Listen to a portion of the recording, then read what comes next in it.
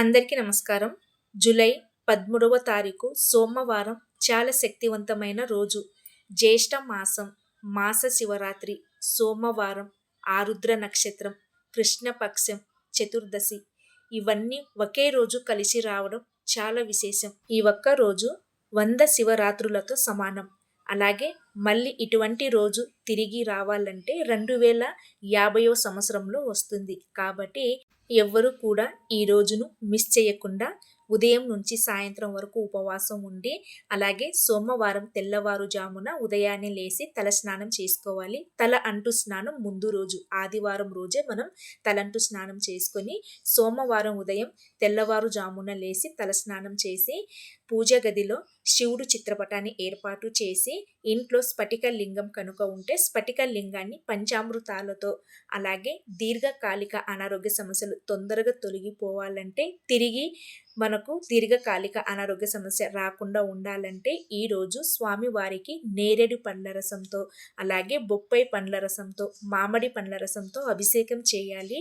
అలాగే ఆర్థిక సమస్య, అప్పు సమస్య, డబ్బు పరమైన సమస్యలన్నీ తొలగిపోయి వ్యాపారం బాగా అభివృద్ధి కలగాలంటే చెరుకు రసంతో అభిషేకం చేసి శివుడుకు తెల్ల జిల్లేడు పువ్వులతో అర్చన చేయాలండి.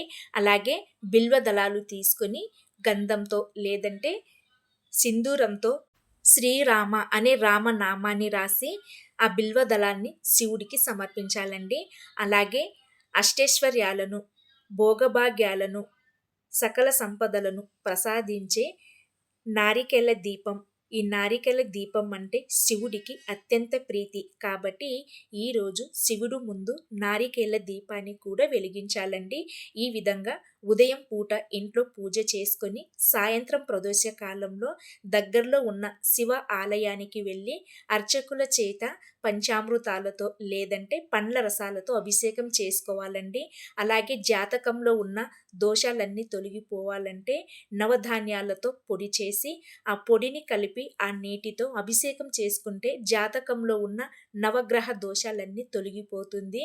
అలాగే ఈరోజు ఆవాల నూనెతో కానీ లేదంటే నల్ల నువ్వుల నూనెతో తైలాభిషేకం చేసుకుంటే సప్తమ శని, అష్టమ శని, జాతకంలో ఉన్న శని దోష నివారణ కలుగుతుంది. కాబట్టి ఈరోజు ఎవరి శక్తిని బట్టి వారు శివాలయానికి వెళ్ళి ఖచ్చితంగా అభిషేకం చేసుకోవాలండి. ఇవన్నీ ఏమి చేయలేని వారు శివుడు మీద ఒక చెంబుడు నీళ్లు పోసి ఒక బిల్వ దళాన్ని సమర్పించి ఓం నమ శివాయ అనే పంచాక్షరి నామాన్ని 108 సార్లు చదువుకోండి. లాంగ్ వీడియో చూడాలంటే లింక్ ఈ ఛానల్ పేరు కింద ఉంటుంది. అలాగే నా ఛానల్ని సబ్స్క్రైబ్ చేసుకోండి ప్లీజ్.